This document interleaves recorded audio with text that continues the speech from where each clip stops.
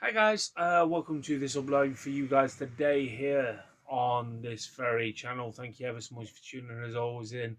Hitting that subscribe button, hit that bell on icon makes a world of a difference when it comes to a YouTuber at the age of 44 sitting in the bedroom talking about professional wrestling. Now I just want to say to every one of you guys is two things I want to get onto before I get onto the main focus. First and foremost, 96 of you guys, loyal people out there on the internet, quite honestly want honesty towards professional wrestling. You don't get that anywhere else. You get a load of people kissing ass to companies, and quite honestly, it's I find frowned upon when I actually see that actually materialize. Now, as well is that I mentioned in one of my previous videos, I had a job interview today. I can actually say this: I passed that interview with flying colours, and I start on Wednesday morning. I'm not going to disclose where or when or what time or anything like that because I don't want any of you guys talking to me. All I can say is whoever's watching this, thank you with all the positive vibes, with the private messages on my Facebook page, towards my threads, towards obviously Instagram and all that lot. Obviously, all my outlets are on the link tree down below. Please do. I know I've not posted that in a while here on YouTube.com because quite honestly, I keep forgetting to put it in and I run out of space. But I digress. But I'm grateful for all the people that are actually making an effort to check out this video today. Now, one thing is I want to actually say, other than your positive vibes, I want to say this, right? I want to get this off my chest. That I'm looking at the bigger picture of this. When you look at the likes of Nick Aldis, what a waste of a talent that he is in WWE. Now, before people jump down the throat, touch some grass, smell of, get some fresh air, take a chill pill before you jump down my throat when I say a waste of a talent, because I've been saying this for many, many times, right? The reason why I say he's wasted talent in WWE, they're finally utilizing him in a wrestling match against Gunther at SummerSlam.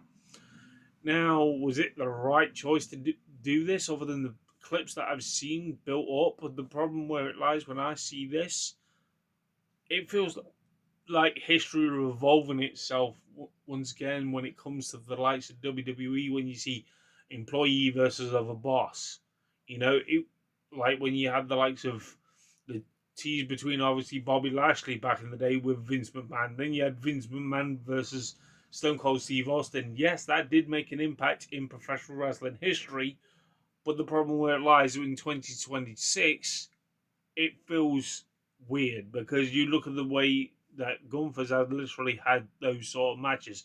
You retired John Cena, you took on AJ Styles, and now you're taking on Nick Aldis. Nick Aldis, I would say this was actually a massive talent for the likes of TNA back in the day. I did respect him and went to meet him. Obviously, at my local shopping centre in Victoria Centre back in the day. I've still got the photo, including with my mohawk. That was back in 2013. I do respect him for what he's actually done for the wrestling business. I loved his match against Cody Rhodes at obviously All In 2018. That was the one-off thing before obviously it spiraled into the likes of AEW.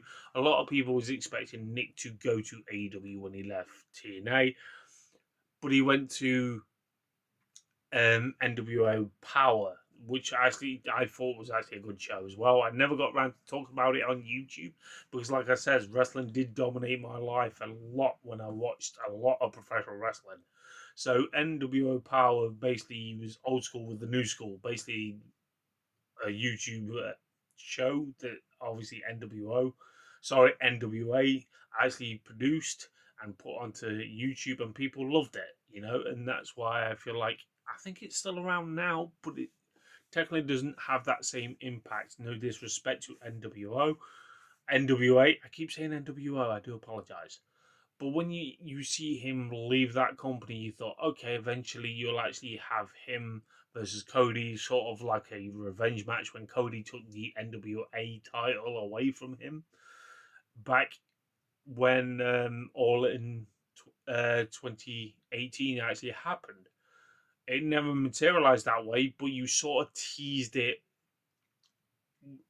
some way or form because of the history they've actually had when the likes of Nick Aldis became the SmackDown general manager. You thought, okay, you literally are going to do something that latched on what people talked about and materialize on something.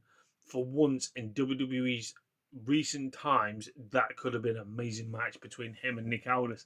If you actually had it at WrestleMania, making an impact, making a statement, that you still highlight what actually the history between those two.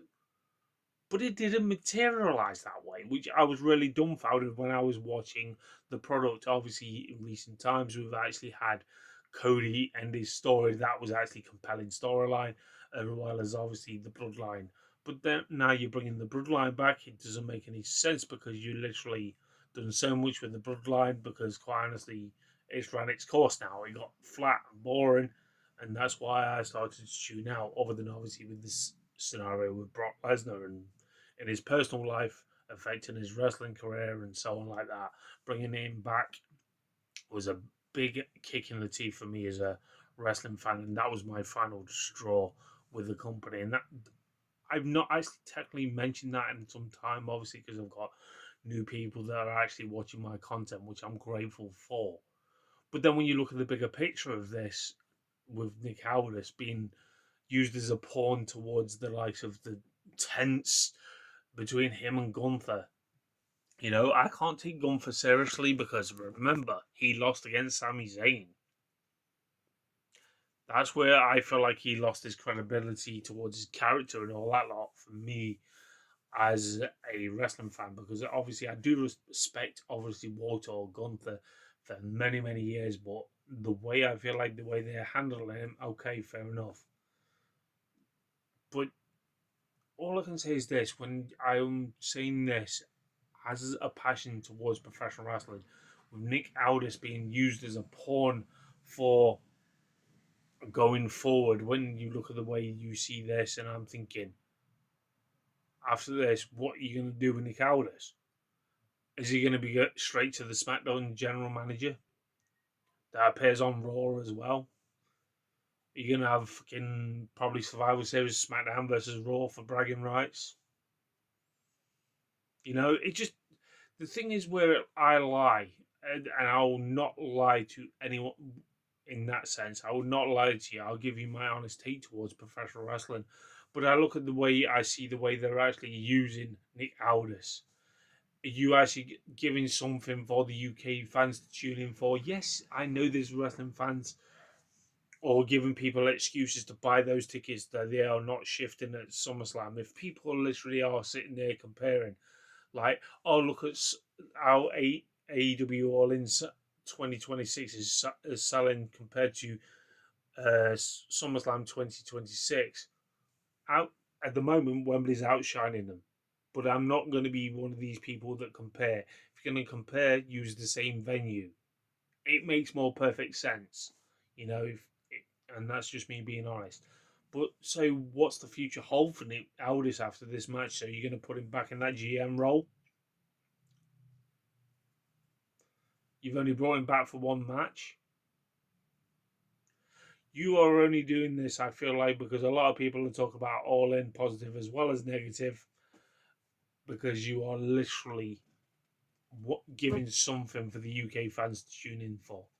Even though, yes, I know they are fans of all the wrestlers, you're trying to make what you actually did back in the day when you first signed the British Bulldog, Davey Boy Smith, because he was the first match I technically clapped eyes on when I was a little kid. Him, um, obviously Dynamite Kid versus the Hart Foundation. You had the British Bulldogs versus the Hart Foundation in a tag team match. That was the first ever match I ever lent on the remote at the age of 4, turning over to professional wrestling, and the rest was history. So you're technically trying to rekindle what you actually did back in the day, and you literally gave the reason why the boom period slowly but surely went towards WWF and WWE, whatever you want to class it as.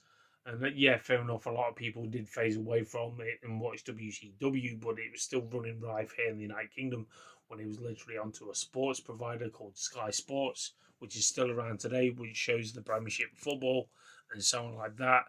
But then obviously they went to TNT Sports, made a big song and deal about it. But the problem where it lies when it comes to the likes of that, and then it goes on to Netflix, it feels like it's gone even cheaper, that you lose that credibility towards the company. Even though, yes, they are trying to make much money as they can out of the fans, and I feel like that's what they're trying to do with Nick Aldis, use him as a pawn in that direction to get people to tune into the product. That's what I feel like the reason why technically he's used as this pawn going forward, and that's kind of sad to say because Nick Aldis is a talented wrestler, like I've said already. I've admired him for years, and it's quite funny when you see the 180 on this. It's come full circle for him. Yeah, fair enough, he's coming out of retirement for that match. You know, it's not the same as when AEW has literally done it for Nigel McGuinness, okay? It's not for that same reason because Nigel McGuinness is a different role altogether. But people may say, but AEW did it with Nigel McGuinness. You're entitled to say that. But I'm saying it's not like that. Because you've got to think on the bigger spectrum and the bigger plethora of talent that WWE have got. Don't get me wrong, they have got talent, but they're using the same ones. They're not taking that risk.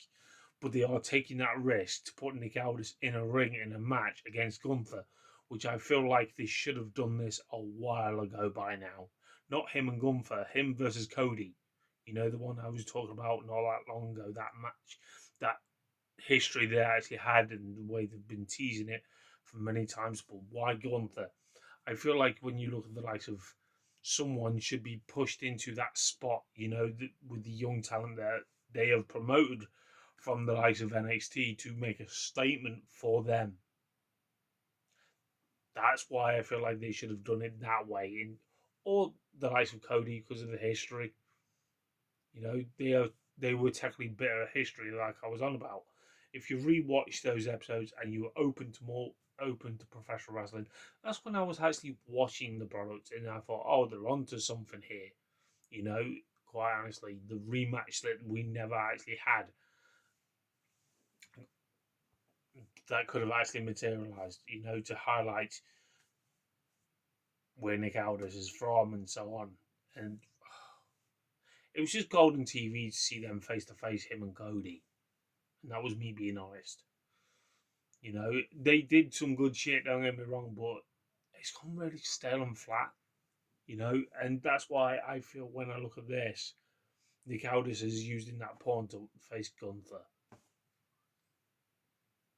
Two different match types, two different styles.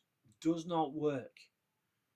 Gunther's his style reminds me of the old school Gorilla Monsoon sort of vibe, or the likes of Andre the Giant vibe, or the likes of Big Show vibe. He doesn't have that, I would say, credibility for him and Nick Aldis to have a match. If you want people to be talking about your product, it would not be actually having that same impact as the bosses versus employee vibe. It will not have that impact what you actually had back in the day compared to now, like I've mentioned. But I feel like it would have had more of an impact if you had similar styles that actually Nick Aldis can actually do, even if it was like facing Cody, But you're relying on Cody versus CM Punk to sell your pay-per-view, even though it's too nice. But you could easily put Cody versus Nick Aldis on one of the cards. At least one thing you could have built that sort of up. If you're literally doing what you are doing at the moment with the current product. At least one thing that would have got people wanting to watch your product. Even though, yes, I know people still watch the product, but if you know what I mean, the people that no longer watch your product will tune into that pay-per-view or PLE, whatever you want to class it as, to actually watch it because they know the history. That would have put more butts in seats than what you put in with Gunther and Nick Aldis. Nick Aldis is just used as a pawn. It feels like it means nothing, and that's just me being honest. like I say to you, it means nothing these day and age. Boss versus employee, and that's not me saying it's because it's WWE. Because quite honestly, you look at the prime example. At least one thing with AEW, they're not attempted to do that sort of with Nick Khan or some. Sorry, not Nick Khan. Sorry, I mean Tony Khan. They've not attempted to do anything like that going forward. You know, and you did the sort of attack thing at the kickoff show. That's a bit stale and bit already done because you did it the likes of Cody and The Rock. You've got the likes of Seth versus Roman again, and I'm on about the Cody versus The Rock sort of scenario. But I'm just saying this as a passionate wrestling fan that I am.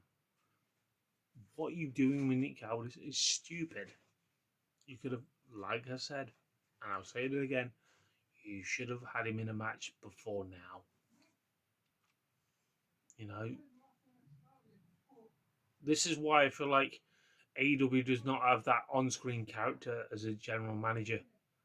Because if they did, who would they put in the place? Yeah, people may say Mick Foley because of what he's doing with the company at the moment. But I feel like when you look at the bigger picture, that I'm glad there's not an on-screen manager because it will get to the point where people keep going stereotypical, pissed off at the boss, pissed off the boss with their decisions and all that lot, and then they end up having a match, and it's run its course in 26. It doesn't appeal to me as a wrestling fan, boss versus employee.